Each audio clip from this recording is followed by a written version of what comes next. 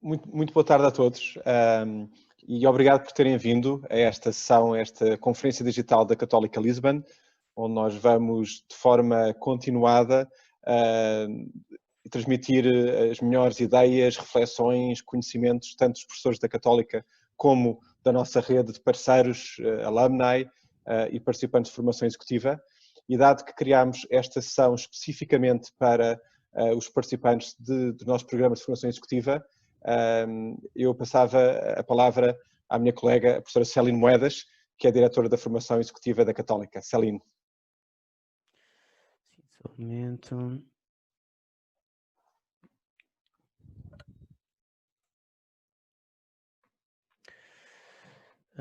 Só um momento que... Ok, Céline.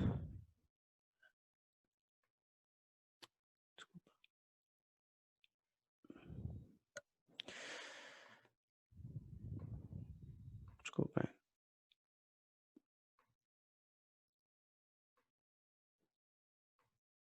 Céline? Estão-me a ouvir? Sim, perfeito. Boa tarde a todos.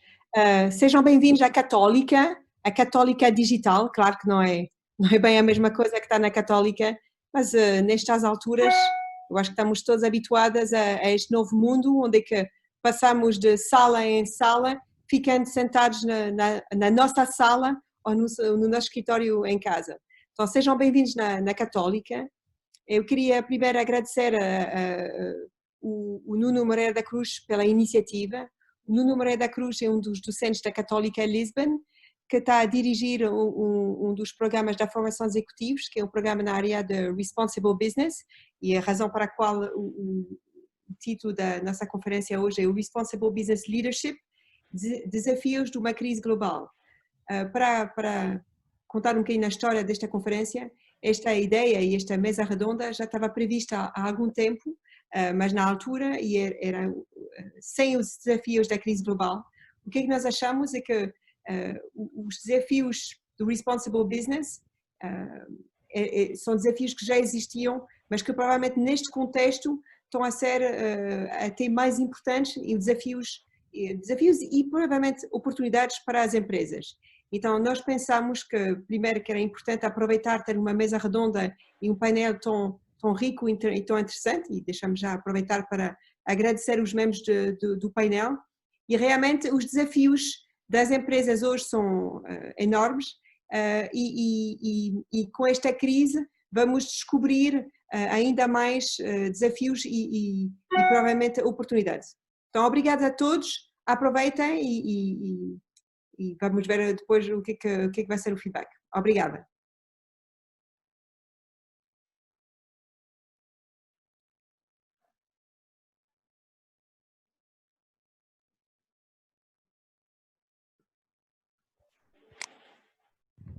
Só um momento. Sim, Nuno, força. Muito obrigado. É um prazer continuar a ver este número a subir, que é uma coisa divertida, já vai em 148 e provavelmente vai continuar a subir. Muito obrigado a todos que estão presentes, especialmente aos 5 CEOs que nós convidamos e que muito amavelmente cederam a estar aqui. Eu já vos vou apresentar. Só queria deixar 2 ou 3 notas sobre o centro que eu tenho o privilégio de dirigir na Universidade Católica, para o qual fui convidado pelo Filipe Santos há cerca de 1 ano. O centro tem, de facto, na realidade, menos de 1 ano, faz parte de uma estratégia montada pela Católica Lisbon, pelo Filipe e a equipa, de tentar que a Católica Lisbon seja cada vez mais uma business school for impact, e é isso que, no fundo, este braço armado que este centro tenta entregar. O nosso objetivo é muito simples, a nossa missão é, através quer da investigação, quer do ensino, ser capaz de chegar a estudantes e a executivos de uma maneira que sejamos capazes de fazer crescer esta consciência daquilo que nós chamamos de responsible business. A equipa, eu sou o diretor executivo, o Filipe é o diretor académico, temos 2 fantásticas colaboradoras que eu estou a ver as imagens delas, que é a Manon Bloom, que está neste momento em Amsterdão, e a Filipe Pires de Almeida, que está aqui em Lisboa. Olá às 2 e obrigado por estarem aí também. Nós acabámos, como o Filipe dizia muito bem, hoje acabámos de publicar a primeira Research Note do centro, que é uma Research Note que vai daqui a bocadinho dentro no chat desta conferência. A Manon vai lá publicar o link para vocês chegarem a essa Research Note. O título é exatamente Responsible Business Leadership, The Path Towards Purpose, tratando bastante o tema do Purpose. Esse link, como vos dizia, estará disponível no chat dentro de 1 ou 2 minutos. E no fundo é cumprir esta missão que nos traz aqui e vamos passar rapidamente para aquilo que nos interessa, que é ouvir em primeira voz as pessoas, os CEOs que estão a ter que lidar com todos estes problemas. Nós somos todos muito académicos, esta é a gente que de facto mete a mão na baça no bom sentido. A primeira pessoa que eu gostava de apresentar é o André Temudo, que está em Madrid. O André Temudo é da BlackRock, ele é atualmente o responsável pelo desenvolvimento do negócio da BlackRock em Portugal, lidera o negócio de distribuição para a Espanha, Portugal e Andorra. Antes de ingressar na BlackRock, o André passou pelo Corporate Finance da Logoplast, esteve também na Fidelity Investments em Madrid, é licenciado em Economia pela Católica.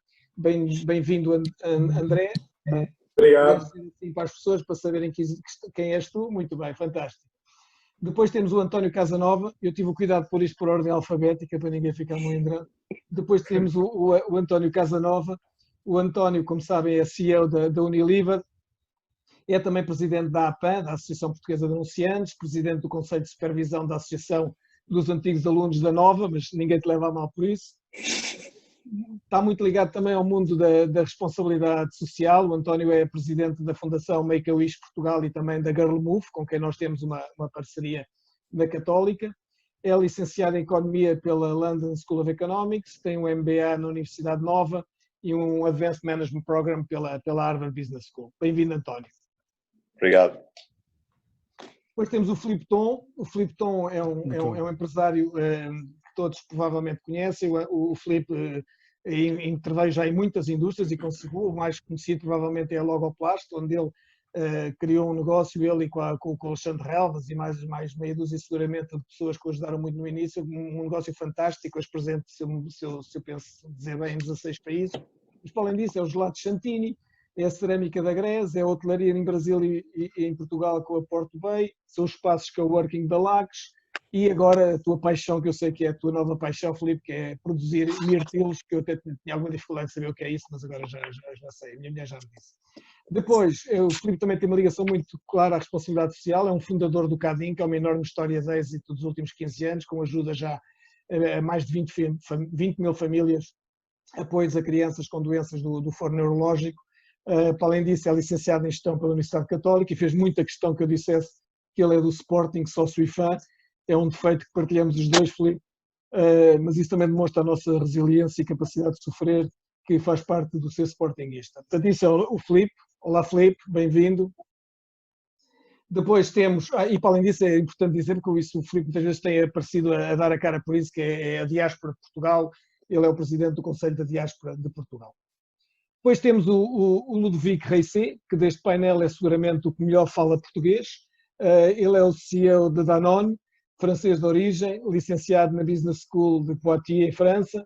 Ele está há 23 anos na Danone, trabalhou na América Latina, Portugal, Japão, Itália e foi diretor comercial do grupo Danone. A Danone é, para mim, uma dos grandes beacons da sustentabilidade hoje em dia, pelo seu CEO que muito tem feito, o Emmanuel Faber, juntamente com outros que depois poderemos falar. E bem-vindo, Ludovic. Bienvenue. Depois temos o Pedro Oliveira, que é o CEO da BP Portugal. O Pedro é o responsável, para além de ser o CEO da BP Portugal, é o responsável dos combustíveis para Portugal e para a Espanha. O Pedro e a BP, juntamente com a EFASEC, são os dois sócios fundadores do centro. O Pedro é licenciado em Engenharia Mecânica. Ninguém te leva a mal por seres engenheiro, não te preocupes. MBA pela Universidade Católica, que é uma coisa bem feita, e há 24 anos no grupo BP, na parte downstream. E bem-vindo, Pedro. Vais-me ajudar a fazer uma ou duas perguntas a este painel fantástico. Obrigado. Bem, portanto, isto tudo para dizer, eu acho que com tudo isto, a única coisa que é importante é que eu acho que temos possibilidades de ter uma hora de grande aprendizagem, todos uns com os outros. Há aqui muito conhecimento prático e teórico e, portanto, eu acho que pode ser uma hora bastante interessante. Como dizia o Diogo ao princípio, eu vou tentar por volta de 5:45, 10:10, parar e haver espaço para perguntas e respostas. E eu começava, se estiverem de acordo, começava com a primeira pergunta para o painel, e a pergunta tem um bocado a ver com isto, não é? Esta crise, e todos vocês representam de facto empresas que eu acho que ninguém tem dúvida que são empresas para quem o responsible business, no sentido holístico, envolve académica, economia, social, ambiental, são tudo empresas que seguramente são empresas responsáveis. Mas agora bate-nos esta crise de frente, não é? E isto é um bocado o teste de ácido, o teste do algodão, para ver quem é que de facto é responsible business para todas as estações. E eu gostava de saber como é que vocês, dentro de cada uma das vossas empresas, está a ser capaz de reagir a estes novos desafios. Começava pelo André, por exemplo.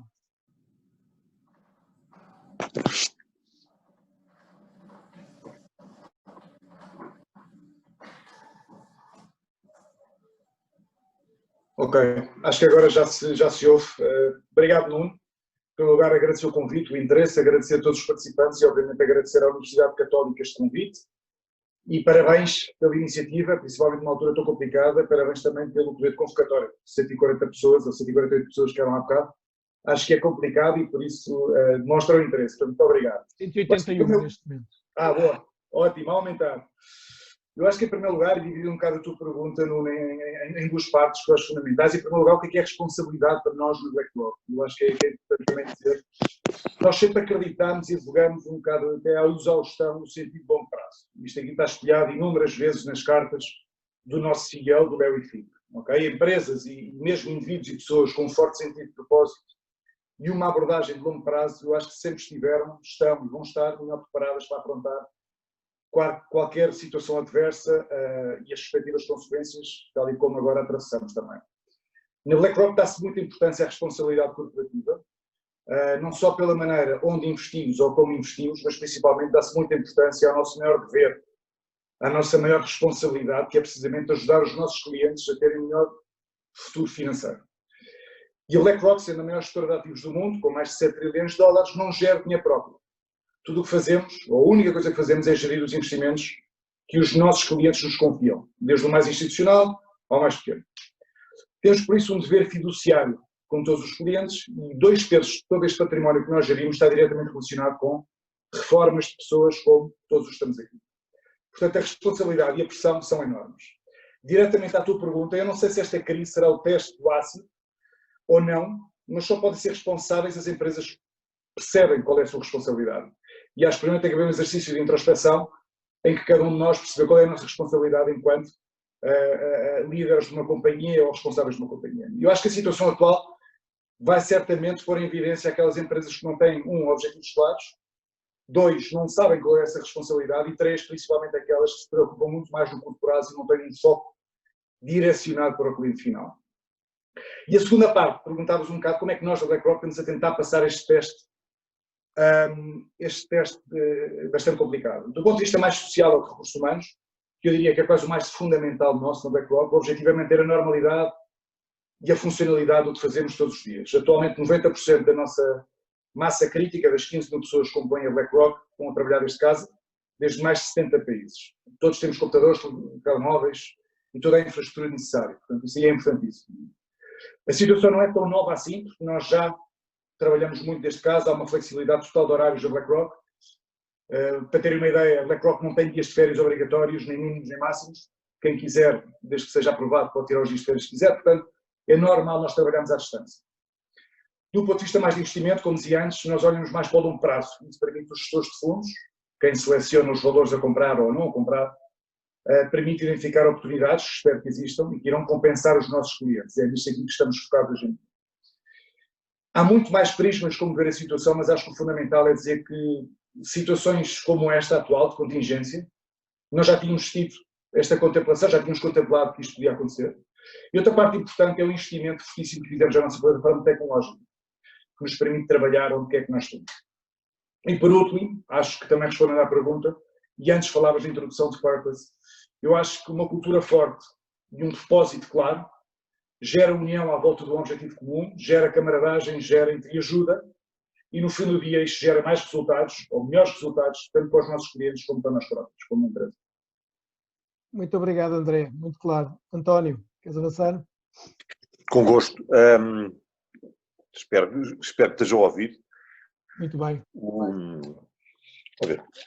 É um teste de ácido, sim, porque nesse sentido vamos ter esta crise vai reduzir a quantidade de recursos que todos nós temos disponíveis. Acho que é relativamente claro que durante se alguma coisa esta crise vai ter como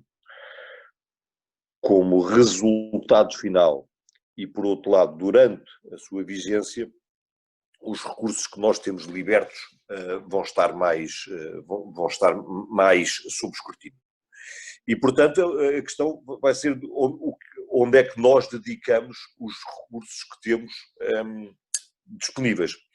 Se acreditássemos que tudo isto que fazemos à volta da sustentabilidade, etc., fosse acessório e dispensável, então obviamente seria a primeira coisa a cair e, portanto, a questão é como é que nós, em face de recursos cada vez mais exíguos, os vamos distribuir. As empresas que têm a sustentabilidade como centro da sua lógica, não vou dizer estratégia, mas pelo menos centro da sua lógica futura, obviamente vou continuar a dedicar-lhe uma quantidade importante de recursos e seguramente esse é o nosso caso. Como é que escolhe dedicar os recursos? Bem, aí já presumo que dependa muito das indústrias onde estão e dos impactos que todos nós pensamos que esta crise possa ter nas nossas indústrias.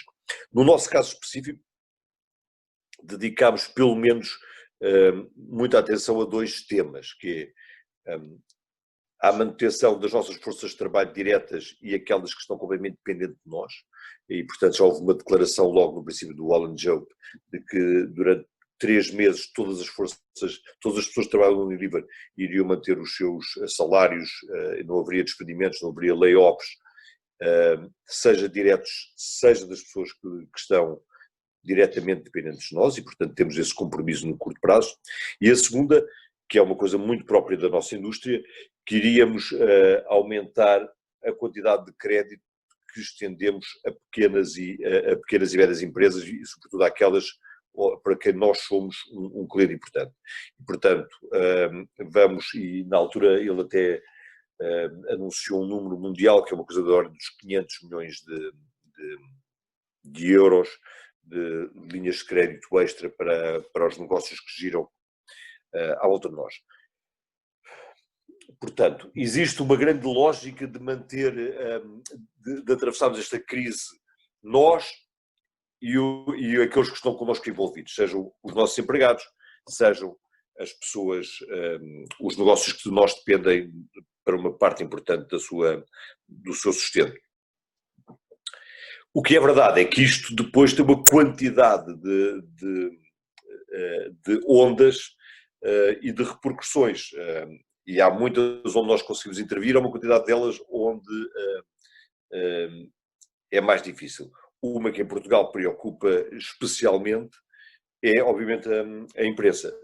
Nós somos a imprensa no sentido lato, da imprensa escrita, falada, digital, etc.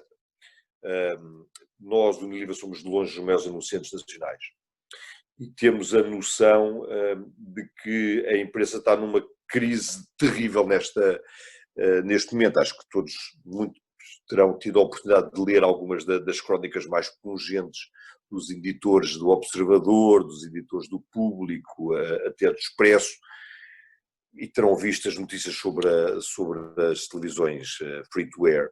O que se passa neste momento é que há muito mais pessoas a ver notícias, muito mais pessoas a irem a sites noticiosos, mas há muito menos anúncios, porque a reação mais frequente da maior parte dos anunciantes neste momento do tempo, e há indústrias que têm toda a razão para isso, é na incerteza sobre o futuro e sobre o turnover que se espera para o ano, corta-se um dos investimentos de despesas que é mais fácil de cortar, é mais fácil de acionar e que é mais fácil de recolocar mais tarde se não houver essa oportunidade. Portanto, houve um corte brutal de investimento e neste momento os órgãos de imprensa têm grandes deles o problema de provavelmente não poderem não conseguir ultrapassar vivos esta crise.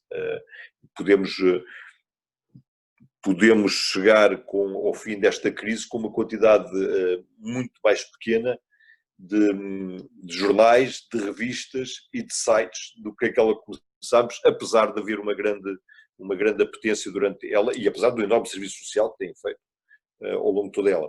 E, portanto, também essa é uma outra área onde nós queremos intervir. Portanto, resumo.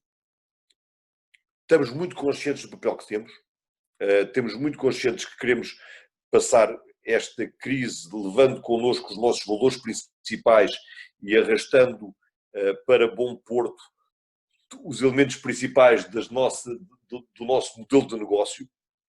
É verdade que vamos ter que fazer escolhas e vamos ter que ver exatamente de tudo o que se vai passar, onde é que nós podemos intervir e o que é que achamos que são elementos que são muito importantes para o nosso médio e longo prazo.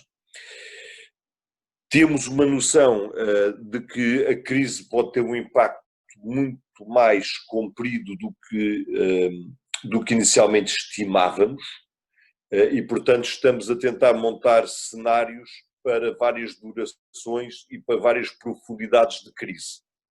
Mas isso talvez seja tema para um outro seminário e não para hoje. Mas a grande coisa é assim, estamos a tentar, a grande ideia é assim, estamos a tentar sair daqui com os nossos valores e investindo nos nossos valores, protegendo o nosso modelo de negócio, criando muitos cenários, porque é-nos difícil ter certezas grandes neste momento do tempo. Muito bem, obrigado António, ótimo, muito clarinho também. Filipe. Explica-me isso.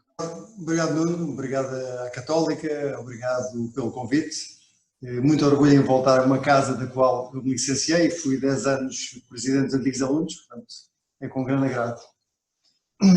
A pergunta de facto é como é que vamos ser, o que é que vamos ser quando acabar esta crise. E esta crise acho que nunca vai acabar porque o mundo mudou completamente, estamos num novo mundo e nenhum de nós sabe bem o que vai ser este novo mundo no qual para o qual nós nos estamos a preparar, nos temos que preparar e não sabemos qual é. O que em termos de gestão é absolutamente fascinante. E é de facto um teste fácil. E do ponto de vista de responsabilidade é mais ácido ainda, porque se há algo que vamos ser lembrados, e aí sim vai ser o verdadeiro teste para as empresas, é o que fizemos ao longo deste período. Ou seja, todas as políticas, todas as frases, os slogans de sustentabilidade que todos nós temos nas nossas empresas vão ser agora sim testados.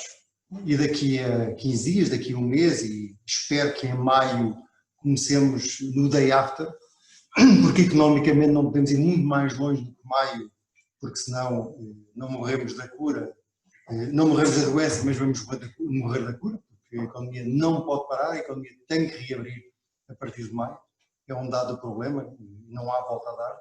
Agora, como é que vamos ser lembrados como empresa e o que é que nós podemos fazer para isso? Nós desde o primeiro momento, e acho que a maioria das empresas e a sociedade civil teve uma capacidade brilhante, e estou a falar de Portugal basicamente, extraordinária, de se antecipar às medidas do governo. E as empresas, quem dirige as empresas, teve uma grande responsabilidade em fazer isso. Nós não tivemos à espera que as coisas acontecessem. E fizemos basicamente, eu diria, em três grandes áreas. Uma primeira, sem dúvida, é olhar para o que são os nossos colaboradores. E nós estendemos a noção de colaboração, ou estendemos o que são as pessoas com quem nós trabalhamos, não só os que trabalham, e agora vou falar basicamente da Logoplast e dos miratilos, dos tais frutos que tu não sabias o que era, Nuno. Não falamos só falando sobretudo da Logoplast e da Carsol, que se mantiveram numa atividade muito forte, porque nós precisamos de embalar os produtos, portanto todos os nossos parceiros, dos quais 2 estão aqui presentes neste debate, a Unilever, a Danone, mas todas as outras, as Procters, as Henkel, as Johnson & Johnson, nos 16 países nós estamos a produzir cerca de 30% acima do que nós estávamos a produzir há um ano atrás. Portanto, já há uma ideia de como o mercado reagiu face às necessidades. Porquê? Porque as pessoas mudaram, não é só o assambarcamento, as pessoas passaram a estar mais em casa, houve uma mudança dos hábitos que levou a que haja também um aumento de consumo a todos os produtos. Então o que é que nós temos que fazer primeiro é preocupar-nos com as pessoas que estão na linha da frente. Todas as nossas fábricas, nomeadamente as fábricas em Itália, não pararam, nós fomos considerados essencial em Itália também como fábrica, portanto mesmo no pico da crise tínhamos as fábricas a elaborar. Fábricas a elaborar significa que nós temos que nos preocupar primeiro com as pessoas que trabalham nas empresas. Dar-lhes segurança, não só dar-lhes segurança do dia de hoje, dar-lhes segurança também para o futuro, explicar-lhes o que vamos fazer. Sem dúvida que uma coisa que nós fizemos foi imediatamente aumentar os salários das pessoas que estavam nas fábricas, porque isto não é só dar uma palmada nas costas, não é só dizer obrigado, é mais do que isso. Aumentámos entre 10% e 20% os salários durante este momento de crise a todos os nossos funcionários, quer na Logoplast, quer nos Mirbeels, na Carsol, onde também temos cerca de 500 pessoas a apanhar fruta e, portanto, é fundamental também incentivá-los a ficar na linha da frente, mas dar-lhes, sobretudo, depois algo que é importantíssimo, que é a comunicação, que é secundário, ou seja, imediatamente entrar num capítulo fundamental nestes momentos de crise, que é comunicar de forma muito aberta, muito transparente, muito honesta sobre o que estamos a fazer e o que queremos fazer no futuro. Isto porquê? Porque no final do dia, e como eu dizia, nós vamos ser lembrados a seguir esta crise sobre o que nós fizemos. E se nós nos afirmamos, e todas as nossas empresas se afirmam como tendo um purpose, e o purpose pode ser sobre várias maneiras, temos que o provar. E o provar foi-nos pedido. Portanto, o teste ácido que tu referias é justamente, estamos a vivê-lo intensamente, que é provarmos a todos aqueles que confiam em nós, nas nossas empresas, que valeu a pena o investimento e o que nós estamos a fazer não é, desculpa-me a frase, bullshit speech, mas é claramente no dia a dia estamos a praticar aquilo que nós dizíamos que íamos fazer quando houvesse uma crise. E vamos ser lembrados, eu acho que vai haver futuramente uma enorme seleção das empresas que fizeram ou aquelas que não fizeram. Muito bom, Filipe, muito obrigado. Ludovico.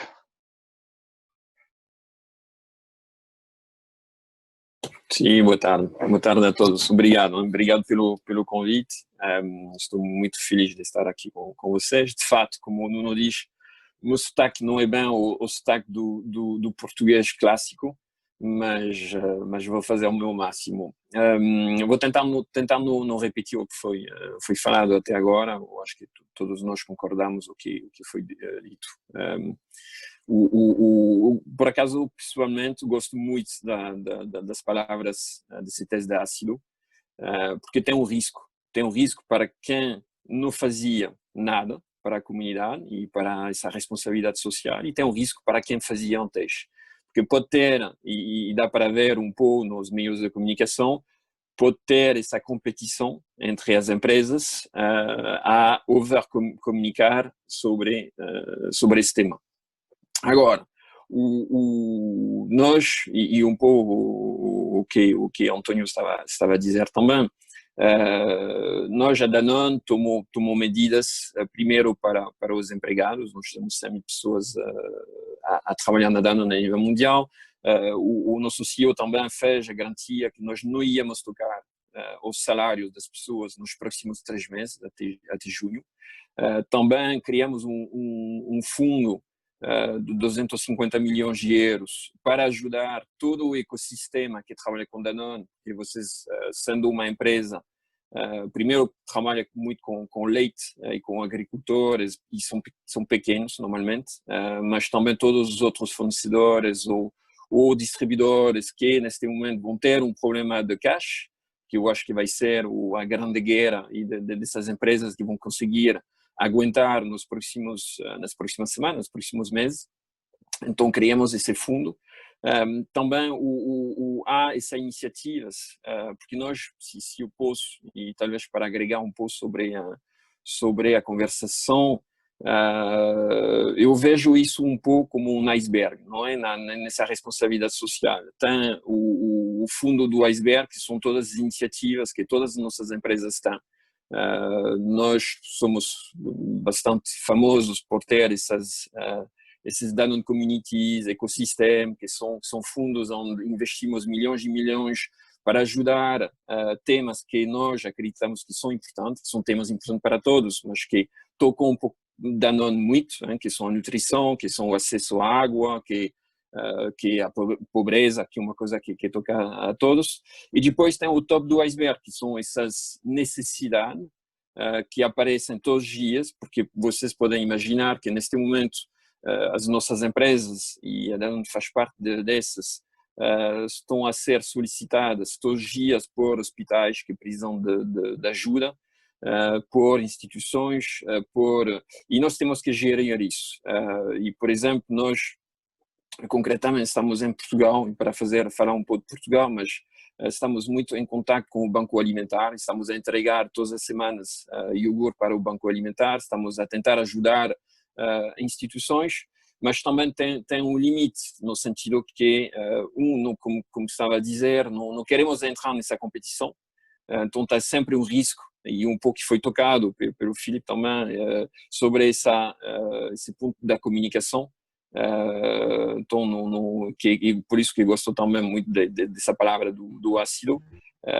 E segundo, por responsabilidade social do ser humano, é difícil dizer não, não é? E então temos que gerir todos os dias esse topo do iceberg que explodiu com a crise do Covid-19, mas que temos que tentar gerir a melhor forma possível. Só um ponto para terminar, eu concordo plenamente sobre os comentários da comunicação, e ela estava a ler, como todos os editores em Portugal, mas em outros países também, há muitos exemplos que mostram que, obviamente, a primeira reação de uma empresa nesse sentido é cortar a comunicação, ok? E mostraram há pouco tempo o exemplo da crise de 1929, que foi fortíssima, e mostraram a correlação que há entre as empresas que continuaram a investir e mesmo porque, de fato, automaticamente o share of voice dessa empresa duplica facilmente, porque muitas vezes os concorrentes, as outras empresas param de comunicar, e então o share of voice cresce exponencialmente, e então essa correlação entre o investimento em publicidade, em meio de comunicação, e os resultados depois da crise, ou mesmo em alguns casos durante a crise. Nós temos a sorte, a Danone, de ser uma empresa que vende produtos alimentos, que neste momento são dos poucos que estão a ter um impacto positivo. Não posso partilhar os resultados que temos, porque sendo uma empresa cotada não posso, mas como podem imaginar, o impacto é positivo para a Danone neste momento. Então, a nós de ver como podemos, de um lado, continuar o nosso business continuity da melhor forma possível, e do outro lado, garantir essa responsabilidade que temos com a comunidade portuguesa e outras comunidades no mundo. E gerir essas duas, que foi sempre esse dual objetivo que o nosso antigo CEO criou, de social e econômico, e continuar a fazer esses dois neste momento mais que nunca. Ludovico, muito obrigado. Acabamos a primeira pergunta. Há algo que atravessa tudo o que vocês dizem, que tem a preocupação com as pessoas e com os empregados. E isso é muito constante em tudo o que estamos a ver. Eu fico com 4 coisas que vocês disseram. Gostei muito de ouvir, da minha parte, gostei muito de ouvir o Filipe falar na importância de entender como é que nós vamos ser lembrados depois de tudo isto. Gostei muito do António, quando o António Casanova fala na necessidade de passar por tudo isto e chegar ao final do túnel com os valores incólumes. Gostei muito também daquilo que disse do André Temudo sobre a importância que mesmo nestes momentos o long term continua a representar para todo o que vocês fazem na BlackRock. E gostei muito também deste comentário final do Ludovico sobre esta questão da gestão do iceberg, que de facto é um desafio muito engraçado. Dito isto, muito obrigado. Vamos passar à segunda pergunta. Eu ia se calhar pedir então ao Pedro Oliveira, de olhos nos olhos, de peer para peer, que faça uma pergunta que lhe apetecer. Muito boa tarde a todos. Imagino que me estejam a ouvir. Antes de mais, muito obrigado pelo convite e os meus mais sinceros parabéns à Católica e ao Centro por desencadearem esta iniciativa. E também, naturalmente, agradecer a disponibilidade dos restantes convidados. Bom, eu estive a ouvir com muita atenção os convidados do evento E a tua pergunta, Nuno, acho que foi uma ótima pergunta para aquecer motores e é uma pergunta que permite que os membros do painel, digamos assim, possam elaborar sem tocar muito na ferida e na realidade do dia-a-dia. E as crises são mais do que tudo feitas de, se gerirmos bem o dia-a-dia, não tenham mais pequena dúvida de, como diz o António Casanova, e gerir bem o dia-a-dia em todas as suas dimensões, de que chegaremos ao final do túnel em boa forma e provavelmente em melhor forma do que aquela em que entramos. Mas eu gostava de fazer aqui uma pequena provocação ligada ao mundo real, a todos estes CEOs que provavelmente vivem esta dinâmica dentro das salas em que se reúnem as comissões executivas, em que temos normalmente diretores financeiros prudentes que nos dizem: defendam a Caixa até perceberem que a procura volta. Temos os diretores operacionais e diretores comerciais a dizerem: injetemos dinheiro nas nossas redes comerciais, nos nossos parceiros em todas as latitudes que de algum modo dependem de nós, porque se não os aguentarmos não teremos negócio no final.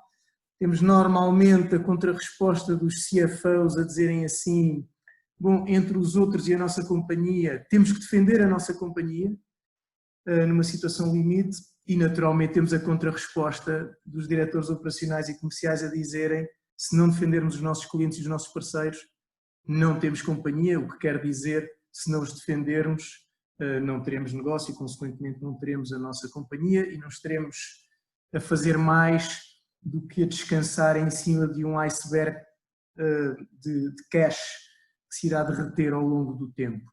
E esta é, sem dúvida nenhuma, uma dinâmica que, com maior ou menor semelhança, todos nós estamos a viver no dia-a-dia. Eu gostava que todos estes CEOs, de algum modo, nos comentassem ou refletissem um pouco sobre se estão a viver esta dinâmica dentro de casa ou não, e se a estão a viver, em que medida é que a estão a gerir. Se calhar... Obrigado. Acabaste, passava... Diz, Nuno? Acabaste? Sim, passávamos ao Ludovico, se calhar aquilo que foi o último a responder, não? Era isso, eu ia fazer a volta ao contrário, exatamente. Obrigado. Ok, obrigado, Pedro, pela pergunta. Ora, novamente, eu tenho a sorte neste momento de não sofrer com as vendas, que provavelmente é o caso diferente de muitas outras empresas.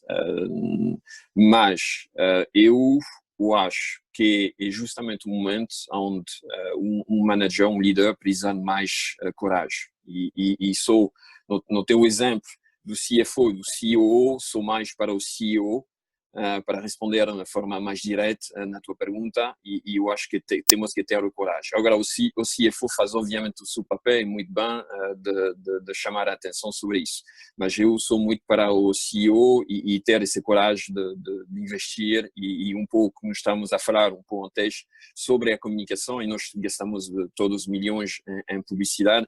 É o momento de não deixar cair e de comunicar aos consumidores. Obrigado, Ludovico. Filipe. Se há um momento em que o CEO se tem que revelar, é sem dúvida agora. Ou seja, este é um momento, é a hora do CEO, porque face à incerteza na qual todos estamos a viver, é para o CEO que as pessoas se viram. Portanto, o trabalho solitário, a vida solitária, a decisão solitária do CEO é sem dúvida neste momento que tem que ser posta em causa, tem que ser afirmada. Cada caso, enfim, isto é uma banalidade, mas cada caso é um caso. Há empresas, por exemplo, nós temos a empresa, o Santini, falavas do Santini, fechamos. Portanto, neste momento, o gerir o Santini é gerir uma situação que temos que começar já a pensar o que é o day after do Santini. A nossa preocupação neste momento com o Santini, para falar de uma empresa que não está a vender, as suas vendas são praticamente zero, só vende em home delivery, e nada mais pode vender, porque não está autorizado legalmente a fazer. A nossa preocupação neste momento, no caso do Santini, é pensar no day after. Ou seja, aquilo que eu estou a estimular as pessoas dentro do Santini é dizer assim: nós vendemos gelados. Agora, daqui a um mês e meio, 2 meses, quando abrirmos, face ao que pode ser o novo mundo, o que é que tem que ser o Santini? Continua a ser uma empresa ou uma marca que só vende gelados, que vivem da compra de impulso, num fluxo de turistas que passam na rua e que olha para uma marca de gelados, enfim, que é sem dúvida o melhor gelado do mundo, passa publicidade e vai comprar um gelado Santini. Mas nós deixamos de ter esses turistas provavelmente durante muitos e bons meses daqui para a frente. Deixamos também de ter muita concorrência, porque há muitos restaurantes, cafés, pontos de venda ali ao lado que vão deixar de existir.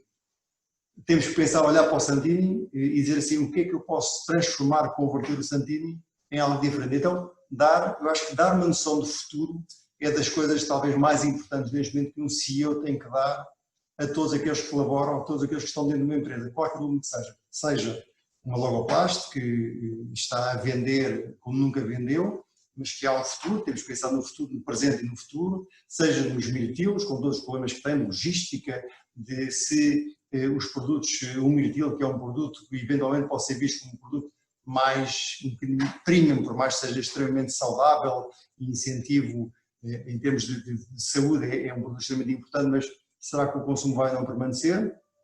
Até casos de empresas, como o caso do Santini, ou do Lax, neste momento com o teletrabalho as pessoas saem dos hubs criativos ou dos co-work e vão para casa, portanto, empresas, organizações que deixaram de ter atividade. E claro que é uma forma diferente, mas em qualquer uma destas atividades, o ponto do CEO, ou do ponto do líder da empresa, é de conseguir motivar, estimular todos aqueles que trabalham, para não só aqueles que trabalham dentro da empresa, como os nossos parceiros que estão fora, dizer não, isto é uma empresa que continua a olhar para o futuro, que vale a pena continuar a acreditar nela.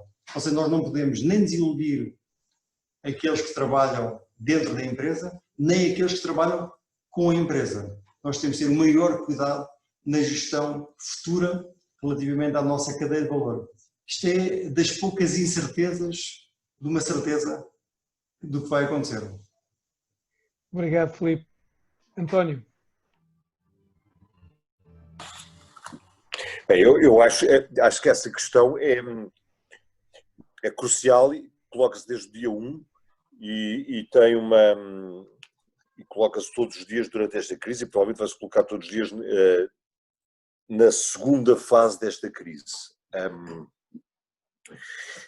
Como o Filipe dizia, eu acho que ela não tem uma única resposta, tem uma quantidade de respostas dependendo do tipo de empresa que somos e do tipo de indústria onde estamos. E como o Ludwig dizia antes do Filipe, a resposta certa toda a gente sabe qual é. Quer dizer, não há nenhuma dúvida, há dezenas de estudos sobre isso. Na esmagadora maioria das indústrias, as empresas que conseguem continuar a investir durante os momentos difíceis da crise saem da crise em muito melhor estado do que os que não fizeram e recompensa-se claramente esse investimento que existiu durante esse momento do tempo. Portanto, toda a gente sabe o que é certo. Certo é agora continuar a investir, continuar, seja na minha indústria seria mídia, seria a estender prazos de pagamento aos clientes que estão com mais dificuldade e estaria a ser manter uma quantidade de outras atividades a produzir para no momento em que este lockdown acabe, se continua a vender e basicamente se consiga fazer duas coisas, assegurar a penetração acrescida das nossas categorias em casa dos consumidores e sair numa posição competitiva superior aos nossos concorrentes. Essas são as duas grandes lógicas que asseguram o negócio a prazo. Isto dito, e concordando com o Filipe que é a hora do CEO, porque é a hora em que toda a gente olha para nós para dizer, ei, para que lado é que vamos, ajuda aí, defina aí o caminho, é também muito a hora do acionista, porque o que é verdade é que nós gerimos as empresas para terceiros e esses terceiros têm commitments que têm que ser satisfeitos. Deixa-me dar um exemplo. A Unilever é um uma empresa que paga dividendos constantes e tem um dividend yield anunciado e constante nos últimos, não faço nem ideia, mas seguramente mais do que 20 anos, entre 3% e 4% todos os anos. Né? E, portanto, neste momento, qual seria o grande toque de referência da Unilever? É entregar o dividend yield que nós historicamente sempre conseguimos entregar aos nossos acionistas, e como dizia o André antes de mim, não é completamente inócuo, porque uma quantidade de acionistas nossos são basicamente fundos de pensões, que precisam destes dividendos para fazerem face às suas próprias obrigações abaixo deles, não é? Portanto, as pessoas compraram-nos na expectativa de que nós mantivéssemos um dividend yield independentemente das crises e tivéssemos essa capacidade. E, portanto, por muito que nos digam que este é o momento ideal para investir, a questão é: eu faço o quê? Protejo aquilo que é a minha obrigação histórica e o meu compromisso com os meus acionistas, que é manter um dividendo determinado, e nesse sentido, num momento difícil, para proteger esse dividendo, provavelmente terei que cortar investimentos? Ou invisto na sapiência perfeita de que este é provavelmente o melhor momento do tempo para investir, mas defraudando as pessoas que compraram as minhas ações na expectativa de que eu as defendesse em momentos maus? Portanto, todos sabemos que é o momento certo para investir, e pode haver uma ou duas indústrias que têm nuances, não, algumas têm nuances sobre isto. A questão é que o investir, se é a decisão muitas vezes certa para o CEO, pode ou não ser a decisão certa para os acionistas da empresa, e esses são também um dos stakeholders mais importantes que o CEO tem que respeitar, porque tem compromissos com eles, e esses compromissos muita gente espera que sejam respeitados, porque é importante para as suas próprias lógicas, como por exemplo, esta lógica recente dos senhorios não receberem rendas, também é uma lógica social que provavelmente não é a lógica mais aceitável da vida. As pessoas compraram casas na expectativa de retornos relativamente regulares e, por alguma razão, eles desaparecem sem haver uma lógica completamente pura para que sejam esses a desaparecerem e não outros. Portanto, sem querer ser demasiadamente filosófico sobre o assunto, é completamente claro que todos os que puderem, que tenham essa liberdade, este é o momento certo para investir. Obviamente há nuances de risco de diferentes indústrias para indústrias, e como não é completamente claro qual é que é o dia 1 e 2 pós-crise, nem todos os investimentos são completamente sem risco. E, portanto, tudo isso tem que ser levado em conta. É verdade que nós, como as empresas, temos também obrigações com os nossos acionistas, que são stakeholders importantes, e essas obrigações têm que ser balanceadas e têm que ser equilibradas com a nossa vontade de investir, porque para muitas empresas, como por exemplo para a minha, a obrigação de distribuir dividendos em momentos de crise sempre foi uma lógica histórica e foi uma lógica que levasse muita gente para investir na Unilever. Obrigado, António. André. Ok, acho que já me podem ouvir. Sim, de uma maneira muito rápida, também não querendo repetir um bocado o que foi dito, e totalmente de acordo com tudo o que foi dito. É hora do CEO, é aqui que se põe à prova um bocado a mais-valia do CEO. O CEO não tem, ou não se pode expressar da mesma maneira quando tudo vai bem e a maré está a subir e eu acompanho a maré. Agora a situação é muito complicada, portanto qualquer decisão do CEO acho que vai ter, ou é analisada à lupa, de uma maneira muito, muito profunda. Eu começo por dizer também que a última crise em 2008 fui pessoalmente afetado. Eu trabalhava na Fidelity Investments também aqui em Madrid há 12 anos, e pronto, outra decisão também é reduzir custos, e eu fui vítima na altura desse processo. Isto para dizer o quê? Eu acho que o CEO tem várias ferramentas, obviamente, à disposição, muitas delas já comentadas, mas eu também acho que é uma oportunidade histórica para o CEO dar um passo em frente e aproveitar também e virar-se mais para dentro para os colaboradores, para motivar, para inspirar, para comunicar de uma maneira diferente, de uma maneira de unir, comunicar o propósito em momentos como estamos hoje em dia. Eu acho que é fundamental e importantíssimo um CEO fazer isso. Falo internamente, todas as semanas há quase uma call ou alguma maneira de comunicação entre o top management da BlackRock a nível mundial e nós, que estamos em cada país. E eu acho que é um reforçar da mensagem por via do CEO, neste momento acho que pode ter um impacto muito mais significativo para os trabalhadores da empresa, e acho que isso, ao longo prazo, acho que pode ser visto também como um fator fundamental. E um bocado à pergunta do Pedro, eu estaria mais pela opção, pela última opção, que é o COO, obviamente olhar primeiro para os clientes, e acho que é importantíssimo, e cada negócio é um negócio, totalmente de acordo, mas é importantíssimo ver quem é que é, no fim do dia, quem é que compra o serviço ou quem é que compra o meu produto. Okay? E ver o que é que eu... Desculpa, pensei que tinhas acabado. Termina. E o que é que eu posso fazer para ajudar esse cliente? E basicamente, e aqui digo, e é público, a BlackRock o que faz é só uma coisa, é vender produtos financeiros. Que é complicado vender produtos financeiros no momento em que estamos. Há 2 semanas foi anunciado, e está nos jornais, que a BlackRock vai assessorar a Reserva Federal Americana e o Banco Central do Canadá, por exemplo. São coisas que são públicas, eu acho que um CEO também tem que se virar, ok, este negócio agora não é a minha prioridade, vou-me virar porque eu conheço o meu cliente de uma maneira diferente e conheço as necessidades do meu cliente, e vou virar para outras linhas de negócio que se calhar potencialmente não passem a abrir e agora sim fazem sentido. Excelente, André, muito obrigado. Eu começo a ter aquela ansiedade, stress do moderador, que é a luta contra o tempo. Mas eu não quero deixar de vos fazer a todos uma pergunta que tem a ver com exatamente as características fundamentais de um líder em momentos como este.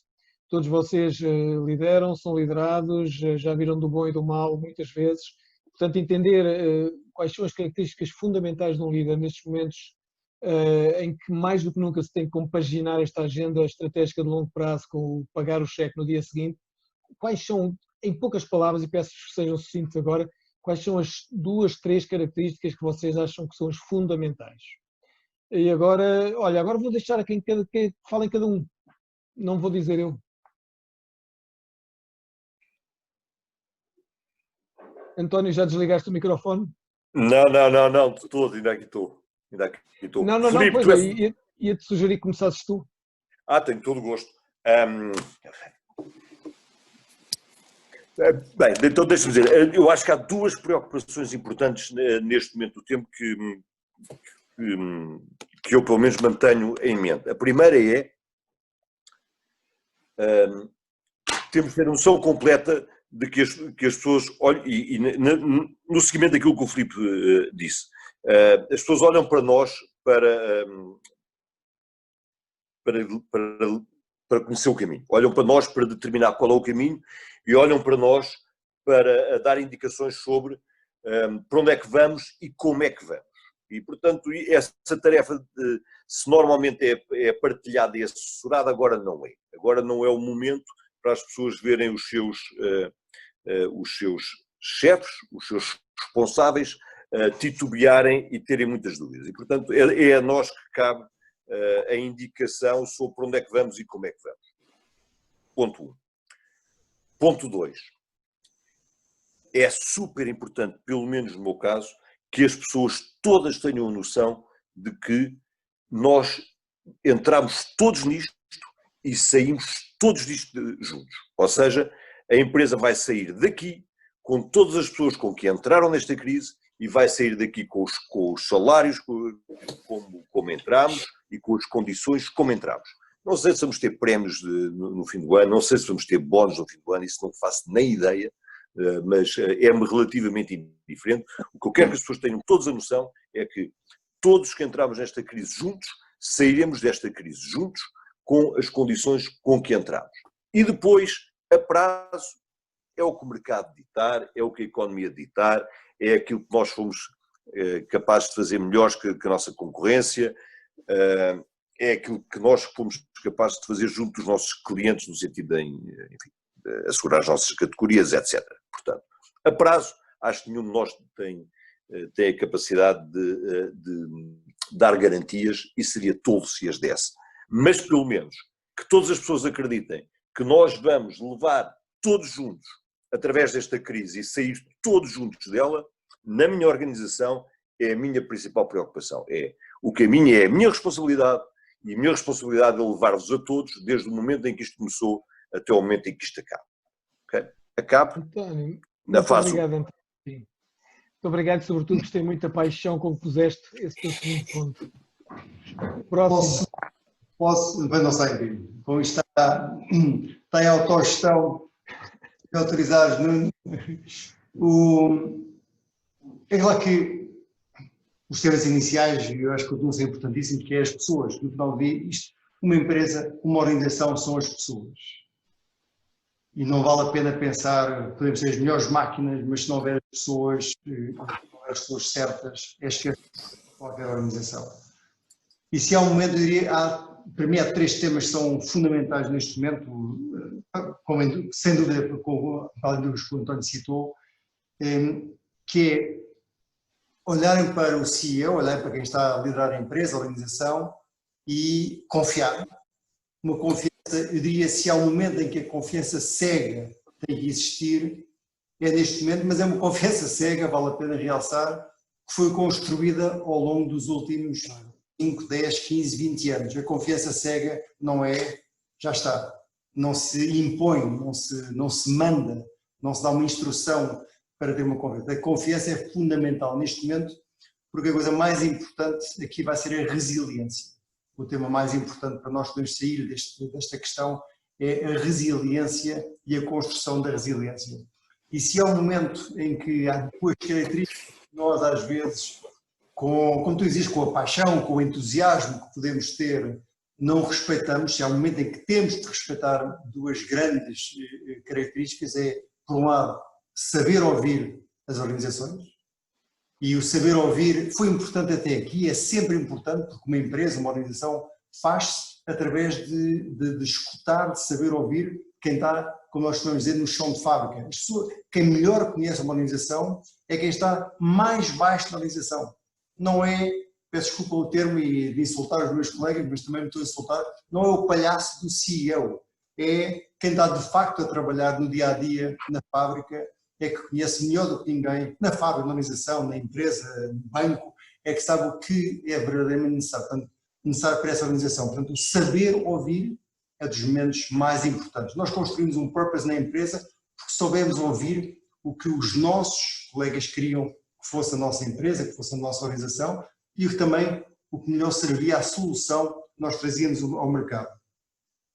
E o último é fundamental neste momento também, seria o terceiro para mim, que é não se precipitar.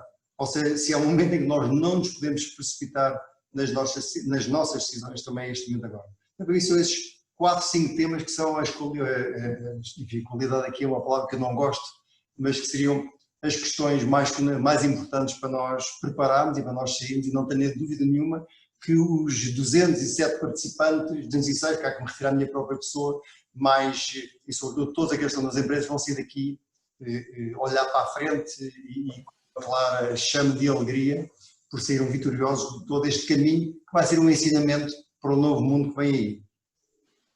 Obrigado, Filipe. André, Ludovico, um de vocês? Sim, desculpa, André. Para não repetir, três pontos que também acredito são importantes é a capacidade de análise. Nós temos que fazer muitos cenários, e o que estamos a fazer hoje na Danone, mas tem que ter uma grande capacidade para pensar a 200 cenários, porque ninguém sabe o que vai acontecer. O segundo ponto é a agilidade. Mais que nunca a agilidade é um skill importante.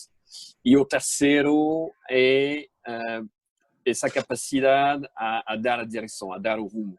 Um pouco como foi falado, o CEO tem que ter essa capacidade de tomar decisões duras para dar essa direção e garantir que o barco vai na boa direção e consegue aguentar para seguir a visão da empresa.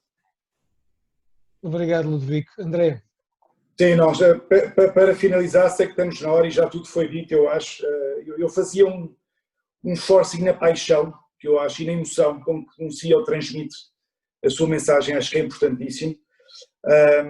E acho que tem que estar. Eu acho que outra característica importantíssima é o sentido comum. Eu acho que um CEO nunca pode estar tão longe do resto dos seus trabalhadores, tem que ter um sentido comum que às vezes parece que é dado a toda a gente e toda a gente o tem, mas eu acho que é uma característica cada vez mais rara este sentido comum e pensar de uma maneira normal. E eu acho que isso, um CEO tem que ser, acima de tudo, uma pessoa normal, pensar de uma maneira normal, ter paixão no que comunica e, principalmente no tema da comunicação, acho que é importante comunicar de uma maneira simples, clara, eficaz e apaixonada. Muito obrigado, André. Eu ia só terminar pedindo ao Pedro que nos diga qualquer coisa sobre como é que a BP, que acaba de lançar um novo purpose, que é o Net Zero Emissions, como é que vocês estão a agarrar neste tema neste momento com esta crise em cima? Bom, Nuno, eu vou ser muito breve porque a hora já vai avançada e tenho que te confessar que quando tudo isto começou, e já agora descrever um bocadinho o contexto em que a BP se está a mover, à imagem da maior parte das petrolíferas, isto para nós é uma tempestade perfeita. Tempestade perfeita do lado da procura e também do lado da oferta, com tudo aquilo que vocês têm ouvido do lado das guerras relativamente às cotas de petróleo e um ambiente de $30 o barril é uma verdadeira catástrofe para qualquer petrolífero no mundo. Estão todas a perder dinheiro todos os dias. Portanto, nós aqui vemos a face visível do retalho, em que não há procura, vendas a caírem na ordem dos 60% e 80% em Espanha, mas que nós dizemos que é uma tempestade perfeita. E como tu dizes bem, a BP lançou um novo propósito, sem nunca tocar nos seus valores, e ainda hoje à tarde tivemos uma call com o nosso CEO e ele repetidamente tem dito se aquilo que nós nos propusemos fazer fazia sentido há 2-3 meses atrás, hoje faz mais sentido do que nunca.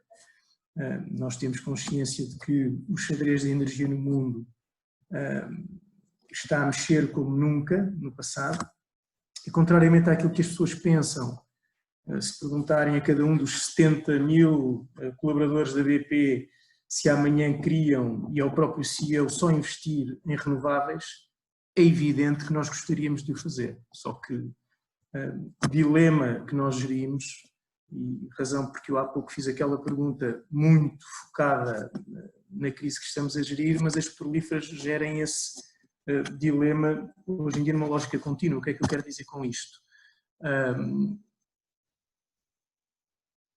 Só para vos dar um número, a BP e a Shell são responsáveis por 20% dos dividendos distribuídos pelo FTSE 100. E como dizia o André e outros colegas de painel, os acionistas, e nomeadamente em companhias como estas, são estruturas muito pulverizadas e nós alimentamos a maior parte, ou uma grande fatia, das pensões do mundo anglo-saxónico.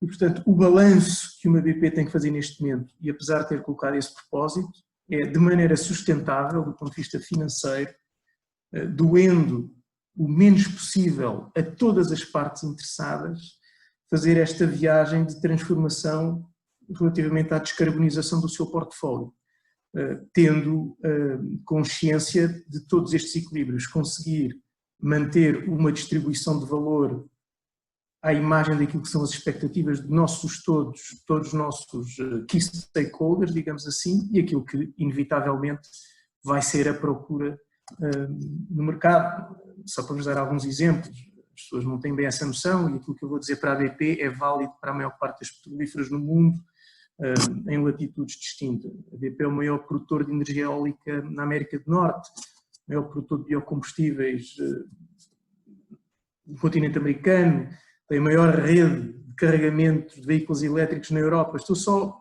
a falar nisto porque é evidente que nós sabemos qual é o caminho, sabemos aquilo que queremos fazer, agora temos que o fazer de algum modo ainda sendo reféns de uma lógica e modelo de negócio de que não somos só nós que dependemos. Agora, é verdade que a BP há 3 meses atrás, com este nosso novo CEO, deu um salto em frente, assumindo que iria ser uma companhia net zero em 2050, mas com um caminho completamente concretizado daqui até lá. E vamos anunciar em outubro, no próximo Investors Day, como é que o vamos fazer. É sem dúvida nenhuma, digamos que a comunicação mais arrojada dentro deste setor no que diz respeito à transição energética. E tendo em conta aquilo que está a acontecer, este propósito é mais válido do que nunca.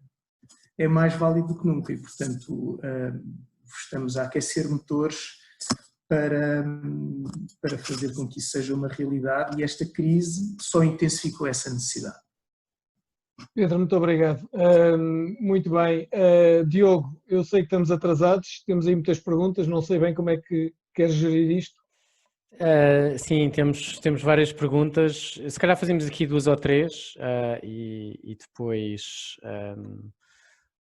terminávamos. Ia pedir ao Miguel Fraudenthal que fizesse a pergunta. Eu já fiz aqui o unmute. Miguel. Não está fácil.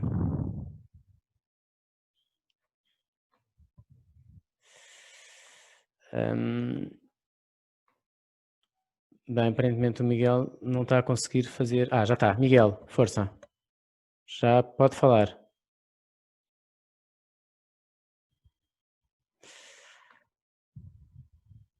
Miguel?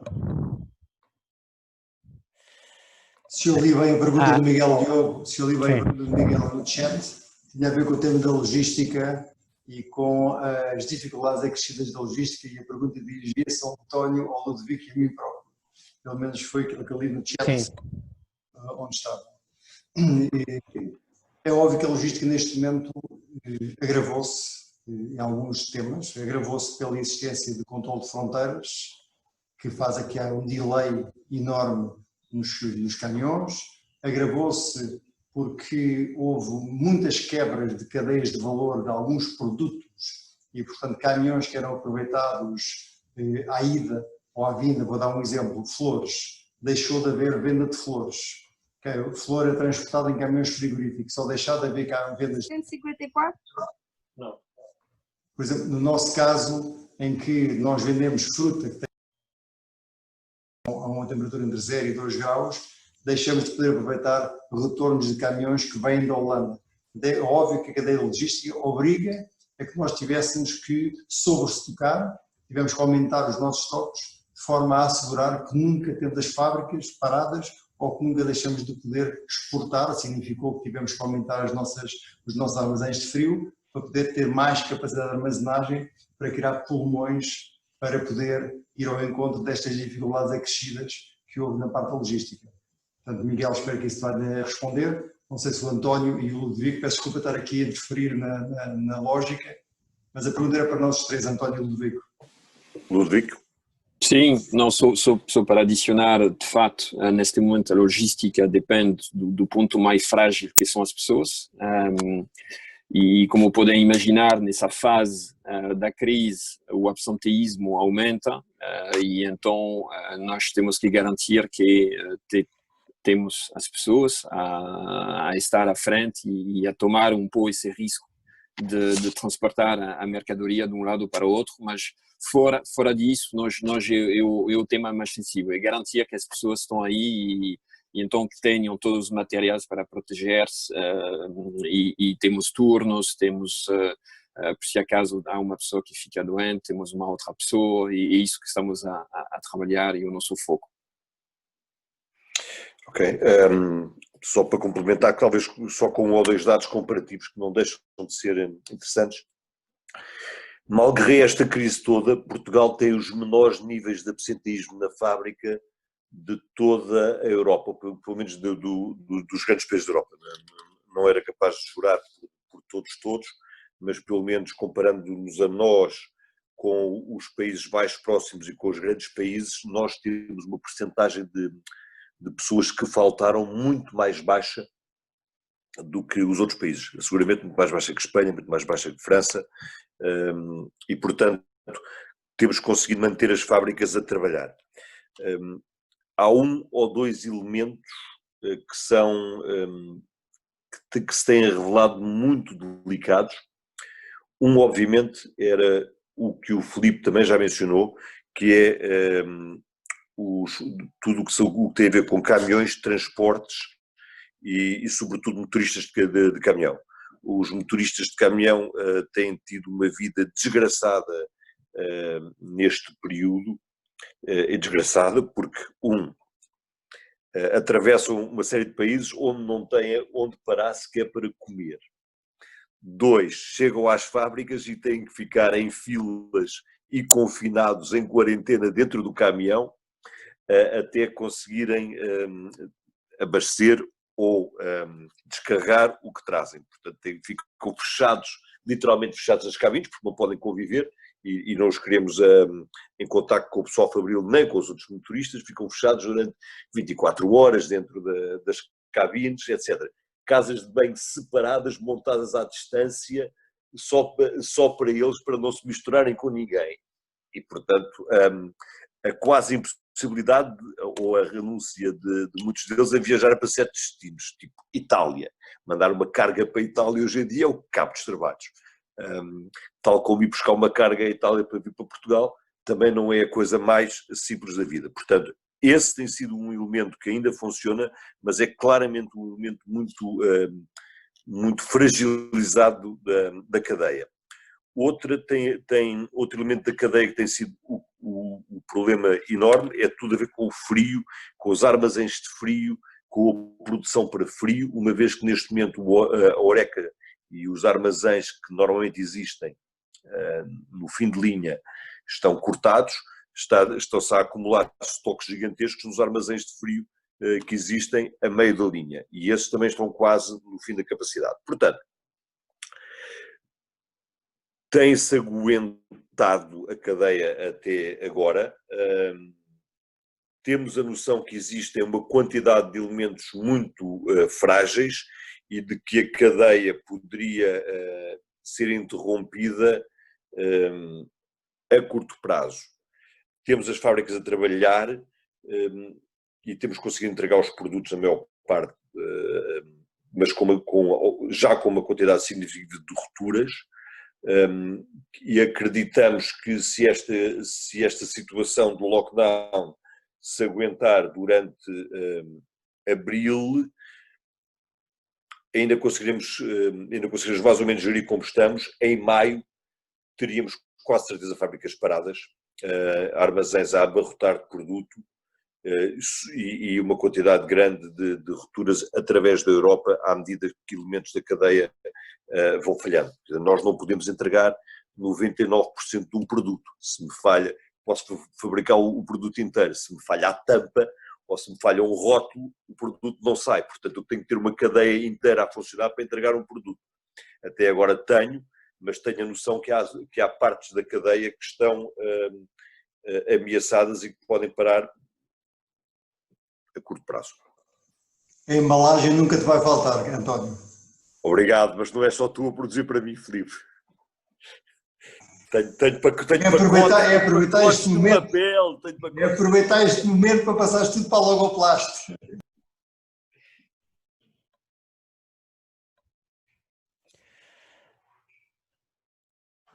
Bem, vou ler aqui uma pergunta do Luís Marinho Falcão, que diz: não será neste período de pausa que se poderia aproveitar para reconstruir uma proposta de valor, o que se pode fazer mais e preparar mais o pipeline do negócio, em que se podem fazer aqueles projetos de pesquisa e reflexão que viviam e pessoalmente? É neste período que se deve continuar a comunicar, até porque as audiências estão normalmente disponíveis para nos ouvir e os mídias estão com a corda na garganta, não acham? Eu sugeria que não precisamos de ouvir agora os quatro, porque não há tempo, mas se um ou dois de vocês quiserem dizer qualquer coisa sobre isto. Ainda agora, enfim, estávamos na saída da Assembleia Geral do Observador, da qual sou sócio, e aliás sou colega também com o António, também faz parte do Conselho de Supervisão do Supervisão do Observador. O Observador neste momento é talvez o maior meio de comunicação digital em Portugal e com mais alcance. É verdade o que está a dizer o nosso colega, já não me lembro agora o nome, mas o que é um facto é que se nós olharmos hoje para o que as pessoas querem ler e querem saber, feliz ou infelizmente, e talvez infelizmente, é sobre o que está a passar, é sobre a situação que está a passar neste momento. Se nós quisermos passar outras mensagens neste momento, é muito complicado ter uma audiência neste momento para outras mensagens. O que é interessante é esta dicotomia, que nós queremos ter muitas notícias, mas neste momento temos, e isso é o caso dos mídias, para falar já que a pergunta também tinha a ver com os mídias, neste momento estamos a querer dar muitas notícias, as pessoas estão ávidas de notícias, mas os anunciantes retiraram-se completamente do mercado. todas as grandes empresas, e é compreensível neste momento, onde é que se pode cortar facilmente? É nos mídias, e como outros temas, rapidamente onde se pode cortar custos. Portanto, neste momento vive-se esta dicotomia nas mídias, que é, temos que continuar a trabalhar, não há layoff, há notícias para dar, mas não há dinheiro porque não há vendas possíveis de publicidade. Este paradoxo é um paradoxo muito difícil de resolver neste momento para os mídias, que sejam eles mídias digitais, de televisão, de papel, porque têm muito para trabalhar, mas infelizmente não têm receitas, porque, compreensivelmente, as empresas neste momento retiraram-se de investir, pelo menos no curto prazo, nos próximos 2, 3 meses, de investir neste setor. Então é um paradoxo complicado de resolver neste momento esse tema da imprensa. Uhum. Temos aqui outra pergunta, esta bastante polémica, do João de Melo, sobre a questão do plástico. Ou seja, de facto temos aqui 3 oradores de empresas que, enfim, que necessitam do plástico para embalar os seus produtos, ou em que é o próprio produto, e no fundo, pronto, não tem tanto a ver com esta situação específica que nós estamos aqui a viver hoje em dia com a Covid, mas no fundo a pergunta é o que é que as vossas empresas estão a fazer em relação a este problema, que digamos que é urgente e que já devia ter sido resolvido antes. Eu ia começar a perguntar esse nosso ao João, um pouco aquele póster americano do tempo da Segunda Grande Guerra. O que é que ele tem feito para ajudar o tema dos plásticos? Porque os plásticos estão nos oceanos, não nasceram nos oceanos. Foi pessoas como o João, como o Filipe, como o António, como o Ludovico, como todos nós que os pusemos lá. Ou seja, o tema dos plásticos é hoje, felizmente ou infelizmente, um mal ou um bem da sociedade. Porque graças aos plásticos é que hoje a cadeia de valor alimentar conseguiu eliminar cerca de 40% do desperdício da cadeia alimentar, porque existia um material de embalagem, chamado plástico, que permite que o bem alimentar seja levado em segurança e em qualidade por um período que permita que haja mais gente a aproveitar dele. O grande drama é uma questão de recuperar, recolher, recuperar, reciclar o plástico. É um facto, e nós agradecemos às ONGs, agradecemos aos grupos ativistas terem chamado a atenção, porque estávamos a 200 km a acelerar com o carro contra uma parede e nada estávamos a fazer para alterar os nossos hábitos. Mas o maior hábito, ou a maior alavanca sobre a qual se tem que trabalhar é sobre o próprio consumidor. Nós próprios consumidores não temos a educação de poder recolher a embalagem para reciclar. Mas nós muitas vezes, quando pensamos neste tema, estamos a falar da Europa, estamos a falar dos Estados Unidos, estamos a falar de uma gente de países onde há dinheiro, onde há um mínimo de qualidade de vida. Íamos pedir a pessoas que vivem com $1 ou $2 por mês em alguns continentes, como por exemplo o continente africano, ou em alguns países do Sudeste Asiático, que eles têm que, pura e simplesmente, não deitar fora uma embalagem. Só conseguiríamos fazer isso a partir do momento que tirarmos valor para o resíduo de plástico, ou seja, uma vez que nós pegamos na embalagem pós-utilização e ela passa a ter valor, a partir desse momento criamos uma economia social que vai favorecer a recuperação. Não é por acaso que se vai às praias do Rio de Janeiro, ou se ia, porque agora já não se pode ir à praia, mas que se ia às praias do Rio de Janeiro e que não se encontravam garrafas de plástico nem latas de alumínio, porque tinham chamados catadores com grandes bolsas de plástico que percorrer as praias à procura de garrafas vazias e de latas de alumínio vazias. Porquê? Porque eles pegavam nessas embalagens, entregavam a sociedades de reciclagem e elas eram pagas por essa embalagem. Portanto, se nós criarmos uma economia social, isto acaba por ser um ciclo virtuoso. Todos nós temos culpa, as empresas petrolíferas, não vou aqui citar nenhuma, porque há pessoas delas que estão aqui presentes, mas as próprias companhias petrolíferas não olhavam para a reciclagem como um tema premente do seu negócio. Neste momento, começam a olhar, muito incentivados pelos grupos de pressão, ainda bem que eles existiram, e aquilo que eu acredito é que daqui a 4 ou 5 ou 6 ou 7 anos iremos estar numa situação diferente, porque o plástico, against all odds, do ponto de vista da embalagem, e se nós olharmos para o que se chama o Life Cycle Analysis, portanto a vida útil de uma embalagem, é muito mais amigo do ambiente do que o vidro ou do que o cartão. ou do que embalagens que nós, como uma Tetra Pak, nós achamos que é uma embalagem amiga do ambiente, mas infelizmente ser uma embalagem com um complexo é extremamente difícil de reutilizar.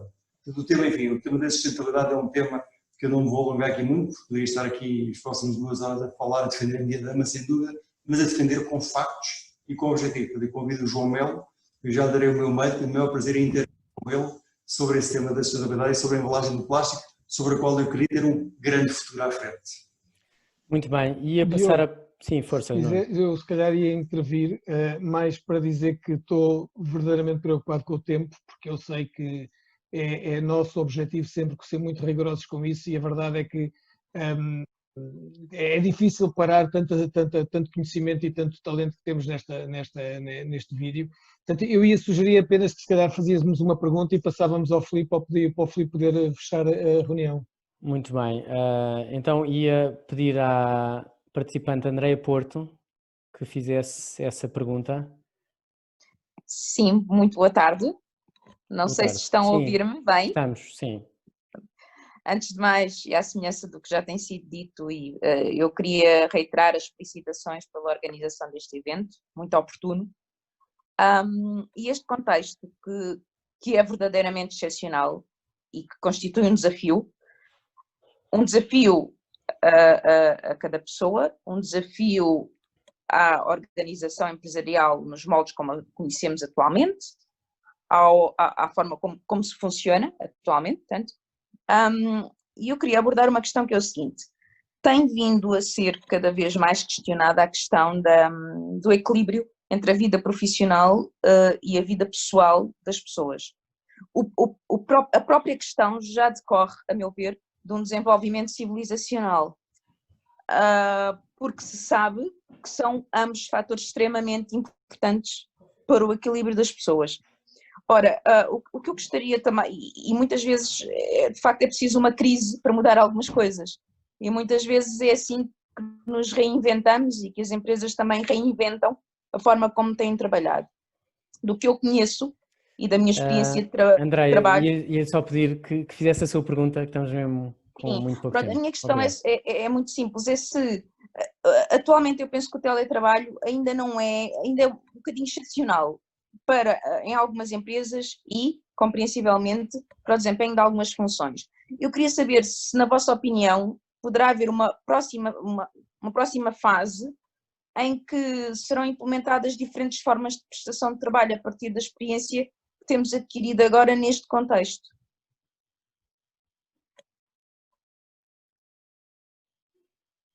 Democracia, entra quem quer.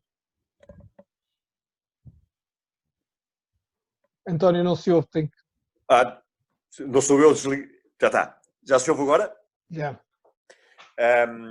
André, acho que tem toda a razão. Acho que o teletrabalho vai ser um dos desenvolvimentos benéficos que vai resultar desta fase menos boa. Acho que ficou evidente nestas semanas de que o trabalho em casa é muito mais factível do que se pensava e, portanto, acho que vai sair daqui uma indicação grande para que as pessoas aumentem a quantidade de agile working sempre que possam. E acho que também vai haver uma tração maior junto das pessoas. Ou seja, nós temos incentivado agile working com baixíssimo sucesso. E havia a noção até agora de que as pessoas preferiam um centro social, portanto preferiam vir ao escritório, encontravam os amigos, falavam, etc. Acho que estas 3, 4 semanas permitiram ver que há uma quantidade de trabalho que se faz bem de casa e que existem também grandes vantagens em ficar à distância. Portanto, acho que vai haver muitos planos para aumentar a quantidade de teletrabalho depois desta crise. Pelo menos nós seguramente teremos. Exatamente como, quem, que funções, etc. Logo se vê. Mas haverá muitos planos nessa área, não tenho dúvida. Até porque é muito mais barato, note-se. Até porque, quer dizer, seriamente, ainda hoje estava a olhar para os overheads. O edifício central e os serviços à volta do edifício central custam 1,5 milhão de euros por ano. Okay? Se eu conseguir poupar 20% do edifício, que é basicamente que uma pessoa não venha trabalhar um dia por semana, ou pelo menos que as pessoas em média um dia por semana fiquem em casa, eu poupo, mas assim, grandes contas, 20% do edifício, poupo 300 mil euros por ano só de overheads, portanto de custos fixos, por conseguir fazer mais teletrabalho. E tenho a certeza que as pessoas também apreciariam essa capacidade. Muito bem, se calhar para fecharmos a sessão, passava a palavra ao nosso Dean, ao professor Filipe Santos. Filipe? Filipe, se me permites, deixa-me só, eu pedir-me das pessoas, mais nada, e passo para ti. Eu quero agradecer imenso aos 5, ao André, ao António, ao Ludovico, ao Filipe e ao Pedro. A vossa disponibilidade foi enorme desde o primeiro momento. Aprendemos todos muito com as vossas experiências e eu, da minha parte, só vos quero agradecer muito a vossa disponibilidade. Filipe. Obrigado, Nuno. Obrigado pela tua organização deste evento e pela moderação do Diogo. Então, assim, já não necessito de agradecer aos oradores. E deixo só, se calhar, aqui umas breves palavras finais. Eu acho que é óbvio que nós estamos a viver provavelmente a maior disrupção económica e social dos últimos 80 anos. Acho que desde a Segunda Guerra Mundial que não houve um evento tão disruptivo potencialmente para a nossa economia e sociedade. Todas as crises têm desafios grandes, têm oportunidades, e o que vai sair desta crise eu acho que ainda é um bocadinho incerto. Em termos de saúde sanitária, as coisas estão a ficar um bocadinho mais claras. Provavelmente estamos a enfrentar 2, 3 meses de paragem abrupta de 40% da economia global, que talvez consigamos ultrapassar depois com 6 ou 9 meses de lenta recuperação. Agora, se isto vai ser um V, onde daqui a 2021 estamos a pensar, foi um tempo muito difícil o ano passado, mas sobrevivemos. Ou se vai ser digamos, uma grave crise com efeitos espirais depressivas que leva à maior crise desde 1929, isso não sabemos ainda, mas eu acho que vai depender de nós. E vai depender de como nós agirmos perante esta crise. E aí eu acho que há um fator que penso que foi o António Casanova que mencionou, que eu acho que é fundamental, que é a questão da coesão, a questão da união. Esta é a altura onde internacionalmente entre os países da Europa tem que haver muita coesão e união, onde entre os políticos de cada país vai ter que haver muita coesão e união, e onde entre os stakeholders de cada empresa, entre o CEO, os trabalhadores, os acionistas, os fornecedores, tem que haver muita coesão para sairmos juntos e sobrevivermos a esta crise. E mesmo eu diria que a nível da nossa comunidade e a nível familiar, temos que ter muita unidade e coesão. Se começarmos a culpar os outros, se começarmos a dizer que são os jovens contra os idosos, ou que são estes que trazem o vírus e nós não temos, isto vai ser um desastre completo. E, portanto, nós temos que ter muita união e coesão nesta fase, e temos que cada um de nós acho que desafiarmos, assumirmos as nossas responsabilidades e estar além das responsabilidades. O business as usual, o leadership as usual, o economics as usual não vão funcionar nesta situação. Nós temos decisões a tomar, empresários, trabalhadores e políticos, nos próximos 3 meses ou 4 meses, que podem ditar o que vai acontecer na economia nos próximos 4 anos. E, portanto, vai ser um tempo muito desafiante, mas também muito interessante em termos de transformação digital, de métodos de trabalho, de novas oportunidades de negócio. Nós tivemos a sorte de ter neste painel 3 empresas que até estão a aumentar as vendas com esta crise. Eu acho que no próximo painel que estamos a organizar vão ser todos empresários que estão a ter quebras de 50% a 100% e perguntar as mesmas perguntas para perceber como é que estão a reagir a estes desafios. Do nosso lado, da Católica Lisbon, nós queremos também assumir as nossas responsabilidades enquanto Centro de Excelência em Economia e Gestão. Claro que já tínhamos análise económica através do nosso NECEP, já temos análise do consumidor através de estudos que fazemos, mas queremos ir mais além dos estudos e também para a ação. Já temos em curso 2 grandes sondagens que vão permitir perceber o que é que está a alterar-se na sociedade e nos consumidores. Já temos em curso a montagem de uma clínica empresarial para apoio a PMEs em algumas áreas-chave e estamos também a montar uma equipa de economistas que estão a analisar com muito cuidado vários setores e dados da economia portuguesa para perceber onde é que podem estar os impactos mais fortes e quais são as medidas de política que mais podem ajudar, sem gastar dinheiro que não temos em termos da economia, que mais podem ajudar os diferentes setores e os empresários.